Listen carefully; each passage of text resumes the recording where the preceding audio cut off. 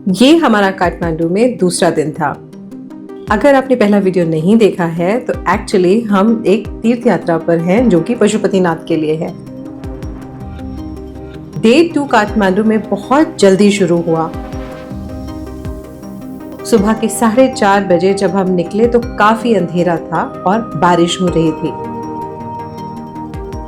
मौसम का मिजाज हमारे प्लान के लिए तो ठीक नहीं था, क्योंकि बारिश का मतलब था बादल और बादल का मतलब है पहाड़ों में कोहरा।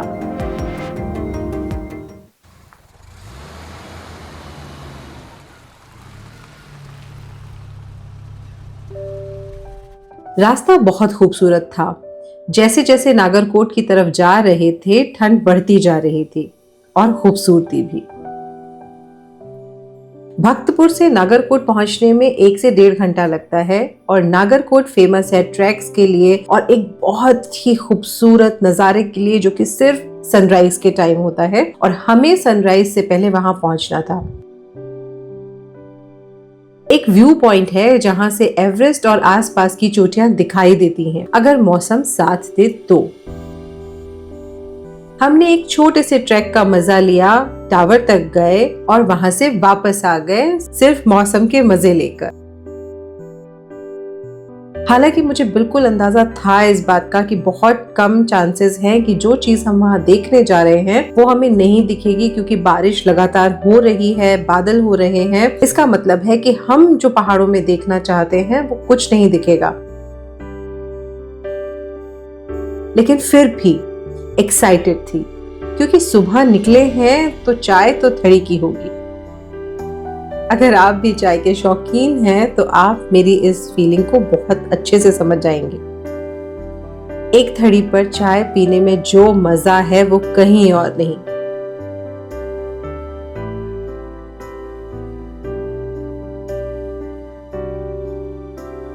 वापसी में रोड के किनारे बैठकर चाय और बिस्किट का मजा लेते हुए भक्तपुर को ऊंचाई से देखना एक अलग ही एक्सपीरियंस रहा।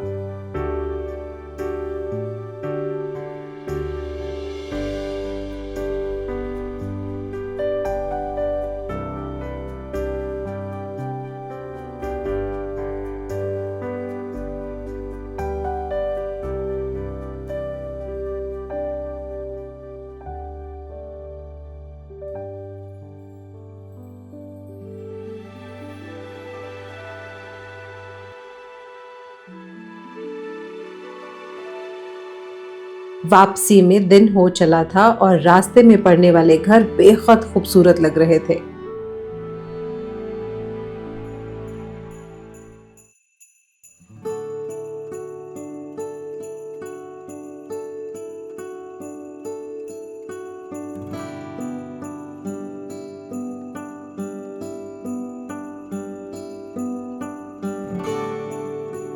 मक्का को सुखा रखा था, मगर ऐसा लगता था मानो घर की बालकनी को सजा रखा हो।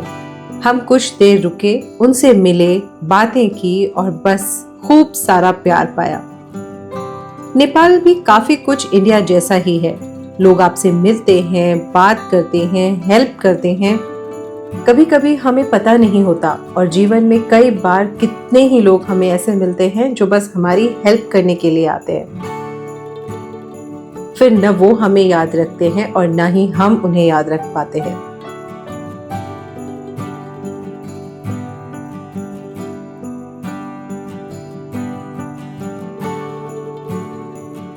थड़ी पर चाय पीने के अलावा मेरा दूसरा प्यार है इसी तरह लोगों से मिलना, बात करना, उनको जानना। इसमें एक अलग ही तरीके का नशा महसूस होता है।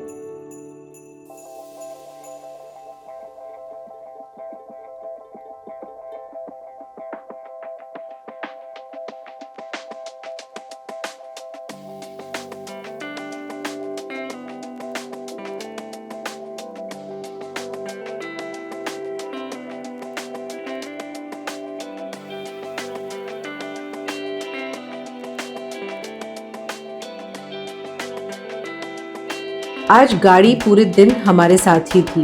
हम वापस गेस्ट हाउस पहुंचे, पैकिंग की, ब्रेकफास्ट किया और पीकॉक गेस्ट हाउस को अलविदा कहकर अगले पड़ाव की ओर चल पड़े।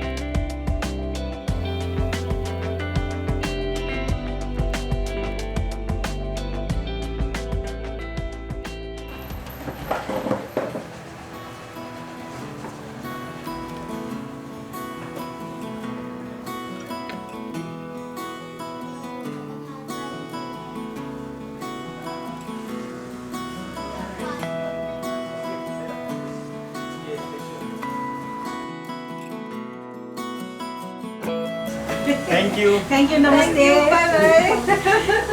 Hope see you again soon. हाँ बहुत अच्छा. We will miss you. Yes. Pick a guest house में. Gypsy, bye. Gypsy, bye. Bye. Nepal में बुद्ध अनुयायी बहुत हैं और यहाँ है बौद्धनाथ स्तूपा. इस मेजेस्टिक स्तूपा को देखकर सरप्राइज और शांति दोनों महसूस होती है.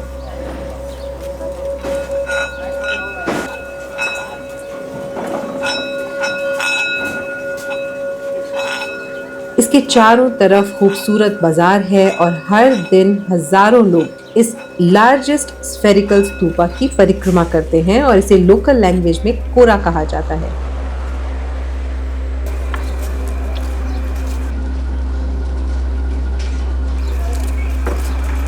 I found someone who was looking like Lord Ram. उनका ऑरा कुछ और ही था, मगर फिर से मेरे शाय नेचर ने मुझे उनसे बात करने से रोक दिया. People do kora while spinning prayer wheels and chanting mantras.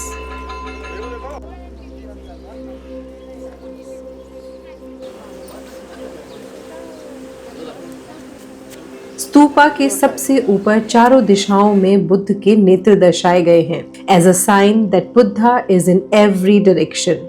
These eyes are symbol of wisdom and compassion. ये कलरफुल वाइब्रेंट फ्लैग्स बुद्धिज्म में बहुत इंपॉर्टेंस रखते हैं. ये एक निश्चित क्रम में होते हैं और पंचतंत्र का प्रतीक हैं: आकाश, वायु, अग्नि, जल एवं पृथ्वी. ये देखने में इतने खूबसूरत लगते हैं कि इनसे नजर हटाना मुश्किल होता है.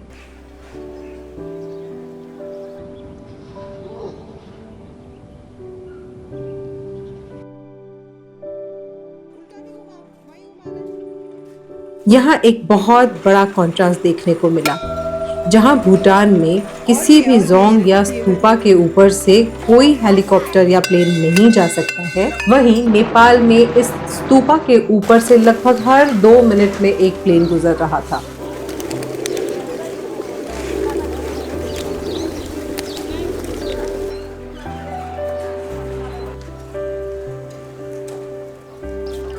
हमने भी ऊपर जाकर परिक्रमा की और थोड़ी देर वहां रुककर आगे निकल गए.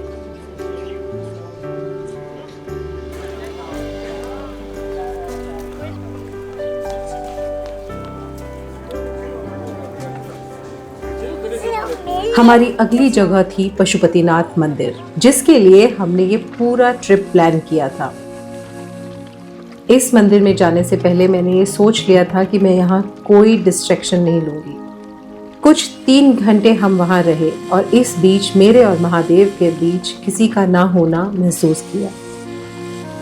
दिव्य जगह पर दिव्य अनुभूति होती है. क्यों होती है पता नहीं, पर उसे शब्दों में उकेरा नहीं जा सकता. बस इतना जानती हूँ कि पट बंद होने के बाद भी स्वयं शंकराचार्य ने जब मंदिर में दर्शन के लिए बुलाया तो ये शिव का आशीर्वाद ही था मेरे लिए. वो अनुभूति आज भी विस्मृत कर देती है. ये हमारे दिन का आखिरी पड़ाव था. इसके बाद हम सीधा अपने होटल चले गए.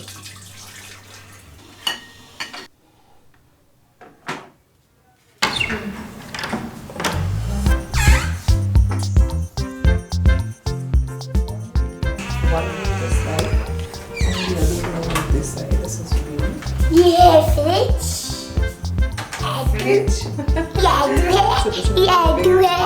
ये टेबल है खाना खाने की, ये सोफा है, ये टेबल है, ये फोन कर सकते हैं सुनते, ये टीवी है, यहाँ पे टीवी देखते हैं. The best part और ये is बड़ा है. here. This is the kitchen. We have a full flash kitchen. अगर इसको दबाएंगे तो गैस चालू हो जाएगी.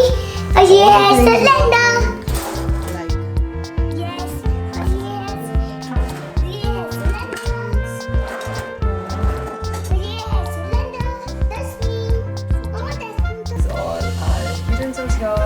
आज हम अपना खाना बनाने वाले हैं यहाँ, because toaster, rice cooker, ये and हमारी oil, भी sugar बोल and salt, everything is there. But And here is the tea station, so I have all teas and all. Microwave is also there and cute little old owls. And this is my fridge. Oh, this is full of these things. ये हमारे काम का नहीं है, but I'm gonna organize the kitchen because we have a lot of food with us. And today we're going to eat here. So this is the first room and my mom is sleeping.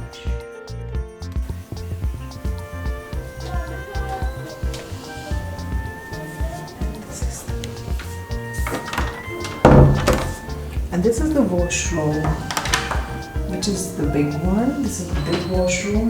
It's clean and having basic amenities, dryer.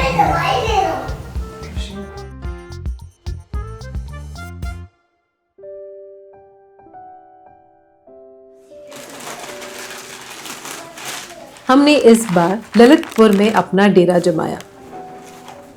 Lalitpur में जो दरबार है वो है पाटन दरबार। काठमांडू में 3 दरबार हैं, हनुमान टोका, पाटन दरबार और भक्तपुर दरबार। तो हम इस बार पाटन दरबार में थे। हालांकि ये एक होटल था, लेकिन इसके टॉप फ्लोर पर 2 फ्लैट्स थे जो लगभग एयरबीएनबी टाइप के थे। हमने वही लिए ताकि हम खाना खुद बना सके।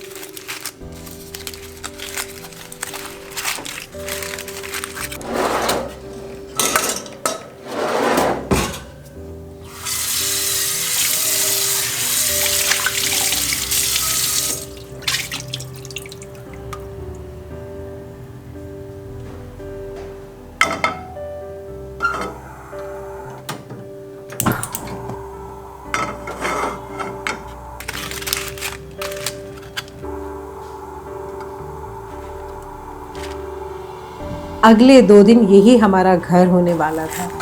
It was picture perfect house. जितनी भी ज़रूरत हो सकती थी उसके हिसाब से ये परफेक्ट था।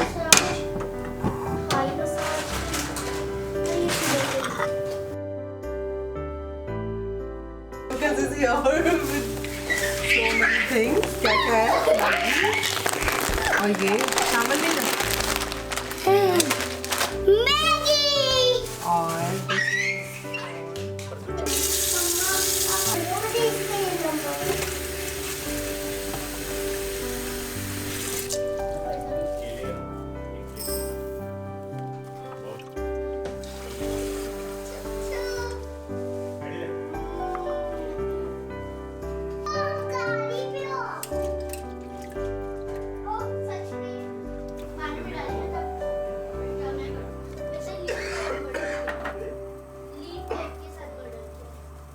ये मेरा कहीं किसी भी ट्रिप पर खाना बनाने का पहला एक्सपीरियंस था और मुझे बहुत मज़ा आया वहाँ कुकिंग करके।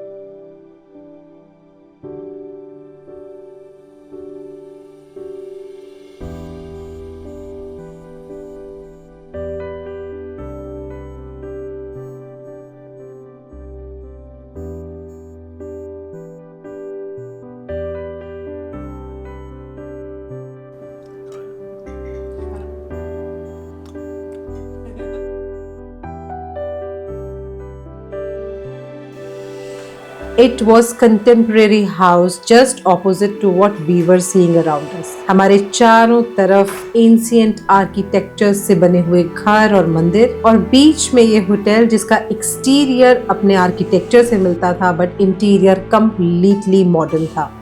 It was a comfortable home.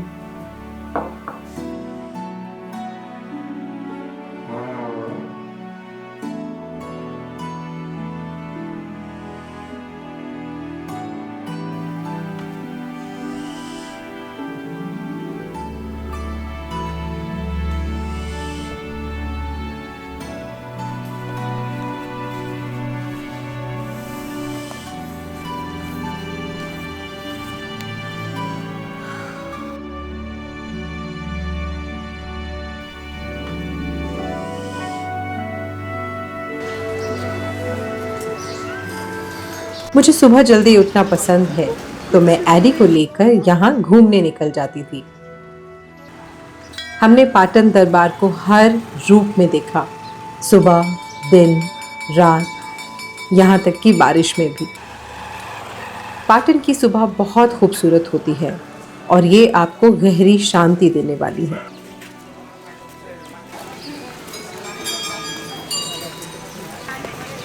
मंदिर में होते भजन, फूल बेचती औरतें और कबूतरों को दाना डालते लोग। इतनी शांत और भक्ति से भरी सुबह जो आपको सुकून और खुशी दोनों दे, कम ही मिलती है। और जब मुझे मिली तो ये खुशियाँ मैंने दोनों हाथों से बटोर ली।